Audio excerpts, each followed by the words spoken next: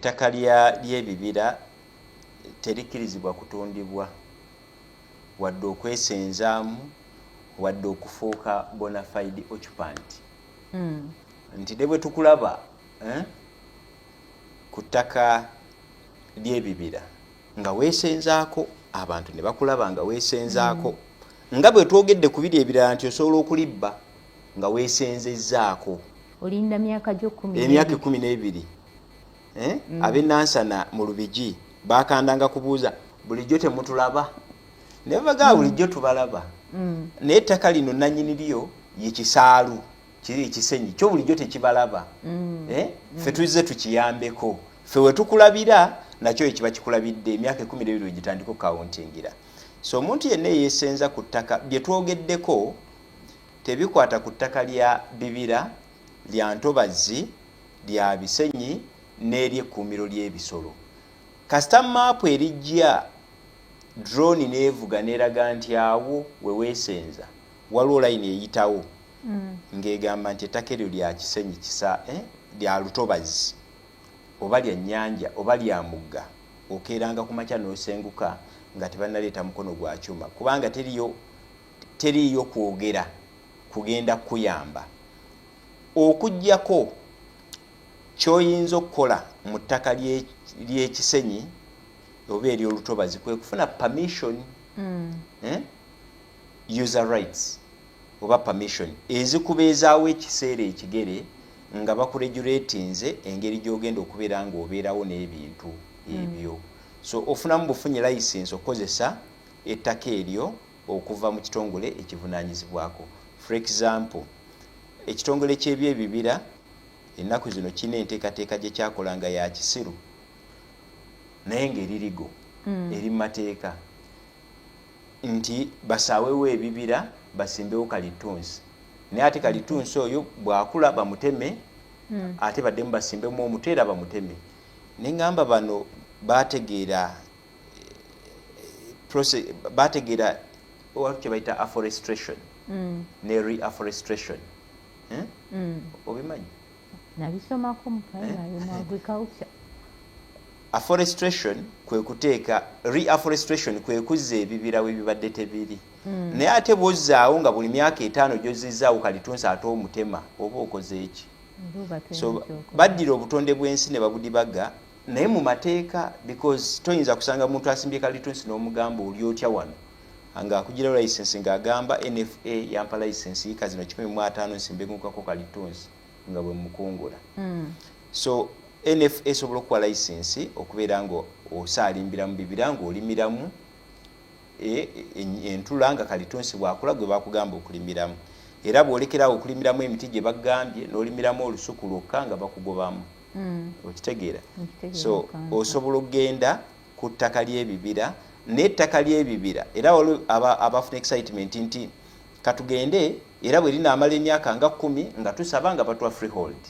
That is impossible. Ettaka ly'ebibira terisobola kubeera nga liri converted into a freehold title. You'll never get it. So gwe eyafuna ettaka eryo ngo oli excited nti luliba olwo ne bakuwa conversion lifuuke, bakuwa user rights ne license okubeera ng'okolera mu kibira ekyo, naye tosobola kubeera ng'oli convertinga ne lifuuka liryo lya bwannannyini. Gavumenti yalirekawo nga lyakozesebwa bannansi bonna awamu.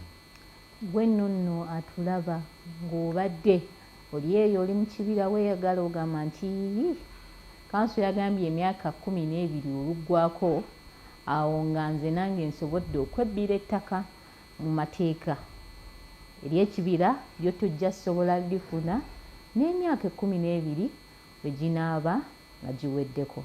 Kanso ntera nnyo okuwulira bannamateeka nga bakozesa ekigambo kya bona fide occupant. Ekigambo ekyo kitegeeza ki? Ntera okuwulira nga kirimu obubbi nti oli yafuna ettaka mu bubba naye ate liri. So tulina abantu babiri, owo gwe bayita bona fide ne lawful. Bona fide occupant ye muntu azze ku ttaka lyo, ku ttaka lyo erya mayiro oba erya freehold oba erya lease, either n'omuguzaako ekibanja okitegeera n'omuguzaako ekibanja oba n'omugamba sikuguziza naye beeraawo yiika ezo 5 beeraawo okolerewo ompenga busuulu oba tompa busuulu naye beeraawo ng'omulaba n'omuleeta gwe kennyini n'omuteekawo obanga olina ettaka lye erya freehold oba erya mayiro n'omuguzaako ekibanja olwoya gwe nalaba nga alina byali mu kunnyonnyola abantu ng'aga nti nannyini mayiro tasobola kutunda kibanja ku mayiro ye oba nannyini freehold tasobola lwoyo oyo yabalimba nsobola okukwata mayiro yange nentundako ekibanja kyayiika 3 n'ompanga obusuulu nga nkuguzizaako kibanja sikuguzizaako kyapa nga rights zo zikoma ku kibanja actually ekibanja kitegeeza lease oba bupangisa mu Buganda ye yali lease yaabwe so kisobokera ddala okufula bona fide occupant so oyo aleeteddwa nannyini ttaka yabeera bona fide oyo eyaleetebwa amateeka ne ssemateeka ne land act yabeera lawful nti 1983 yakusanga ku ttaka eryo nga oli kyesenza actually kyesenza yabeera bona fide ono gwotaddeko yabeera lawful so kyetusoose okunnyonnyola ye lawful aleeteddwa nannyini ttaka n'amuteesaako nga bateesezza wonna w'omuleeta ne bw'omuleeta leero ne bw'omuleeta ne bwe bamutaddewo ggulu naye bona fide alina okubeera nga yabeerawo before 12 years before the coming into force of the 1995 constitution kitegeeza alina okubeera nga 83 yamusanga ku ttaka eryo nga yeesenzezza bwesenza olutalo lwamugoba ebulemeezi najja Makerere n'akubawo enkambi ku yiika 2 n'atuulawo 95 agenda okutuuka nga tomugobanga oyo tuyinza mugobawo yabeera bona fide occupant so bona fide ne lawful occupant bonna babeera basenze ku ttaka ly'omuntu ntera okuwulira nga bongerako without notice oyo ye yatya oyo ate ono tubadde bona fide occupant ne lawful occupant kati oyo gwoyogera bamita bona fide purchaser for value without notice kankifunze mangu nnyo Esther abbye ekyapa ew'amayanja mayanja yakimuteresa amukuumire n'agenda ebweru Esther n'abeera ku ttaka eryo nga bamanyi ye nannyini Esther n'akyupula ID ne yeeyita mayanja ontegeera Esther ne yeeyita mayanja ne yeekubisa n'akafaananyi ku NASA ogenda okubuuliza ku kyalo nga nedda oyo mukyala mayanja oyo ye nannyini ttaka eryo ogenda mu land office nga bakulaga ettaka alikoleddeko alibaddeko n'ekyapa kiri mu mannya ge ye mayanja ne ID zoogera yakubisa ID mu mannya ga nannyini ttaka ne bwogenda okunoonyereza yeye kaakati nze nenva eno nenzija nembuuza banneyiba bannange wa mukyalo oyo mu land office wa mukyalo oyo nenkwata ssente zange nenzisasula nga siina kyentegeddeko kyonna nti si eggwe omutuufu anguza ettaka obbye libbe naye olibbye bulungi nange nonziba bulungi ng'onguza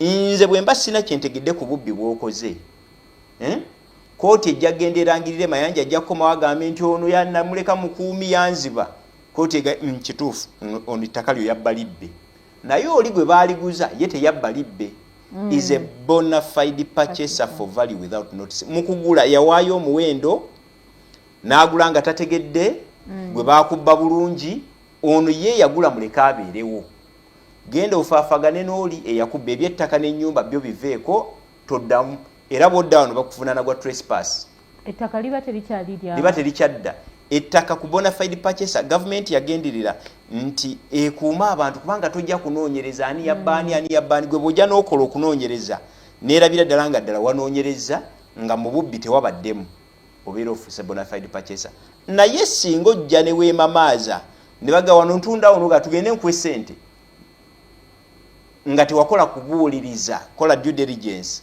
gavumenti ega naawe wakoteka bukotesi mutwe musanja senga wakola okunoonyereza kuno tebandikubye naawe oli omu ku babbi kati vaawo kubanga senga wanoonyereza wanditegedde ekituufu naye bona fide purchaser for value without notice baga ne bwe yandinoonyereza yanoonyerezaako ekimala kyali kimala mbabba mubbe naye mu kumubba ettaka lirye ono gwe babba agenda avunaana oli eyamubba n'aguza ono so n'asigala ali protected so principle yegenderera kuuma bantu kubeera nga bw'otandika okuzimba ku ttaka obukolerako tobeeraawo ng'otundu gw'omutima n'abandi awo ne bajja ne basazaamu ekyapa era otunuulira abantu nga balimbye abantu ekyapa kino bajja kisazaamu kiddeyo emabega nga kiriko ebyapa 100 n'abaagulako tomanyi bwe baagulako baba bakulimba gavumenti eyinza kisazaamu ne kooti teyinza kisazaamu kubanga abaliko abasinga babeera ba bona fide purchaser for value without notice. Kati omubbi wabba nze nengula ku mubbi nga simanyi ku bubbi bwe ettaka eryo liba lyange liba lifuuse liryo era teryakwatako teri kooti egenda kusazaamu kyapa ekyo. Tweyanziza nnyo kanso mwe abatulaba kanso atunyonnyodde ebintu bingi bikwatagana n'ettaka oba enfuna y'ettaka land acquisition wano mu Uganda nga tubulidde ebika by'ettaka n'engeri bwe ssekinnoomu gy'osobola okufunamu ettaka. Kanso njagala nkubuzeeyo ekibuuzo ekisembayo tusigazaayo eddakiika nga 2. Omuntu asobola okugula ettaka nga ssekinnoomu naye basobola okugula ettaka nga company oba community oba organization. Ettaka osobola odigula nga omuntu ssekinnoomu, ettaka osobola odigula gwe ne mukyalawo oba ne mukwano gwo, ettaka osobola odigula nga company. Senga company eyo ebeera nga singwira, company engwira tesobola kugula kyapa kya mayiro. Company zino zonna ez'amasimu z'olaba wano ezisinga z'abagwira tosobola gisanga ina ekyapa mu mannya gaayo. Bafuna liizi n'emirongooti gya companies ezo ezitambuza ebya communication era giri ku liizi. So osobola okugula ettaka senga oba ogudde mu kategori y'ettaka ekukkirizibwa okugula ng'omuntu, nga company, nga group, ng'abantu oba ng'ekitongole. Tweyanziza nnyo kanso gwe atulaba njagala okwebaza kanso. Actually ndabye churches nyingi nga zirimbalimba abantu nti ettaka tulina digula mannya ga pastor. Church yonna egula ettaka mannya ga pastor baba bali mu kubabba. Church esobola okugula ettaka mannya gaayo nga church. Yes. Era ekyapa ky'omusumba yenna nga abagambye nti twagula ekyapa nga kiri mannya ge ne mukyalawo oba mu mannya ge aba mubbi. Bwe mba musonda ssente zonna okwongera okugula muba mugulira ye n'abaana be. Era olufa bw'ati bwe ppa ng'abaana be bajja nga babagamba mugyewo kyaki yammwe wano wa kitaffe. Teriyo kyapa kyonna kyosobola kukuuma mu mannya g'omusumba oba mukyala we oba abaana be nga kya kyaki. Kyaki ebeera eriko ng'abapangisa ba squatters.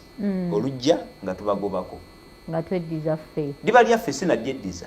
So abasonda mu ngeri eyo mwegendereze nnyo mubuuze accountability n'ani aguze.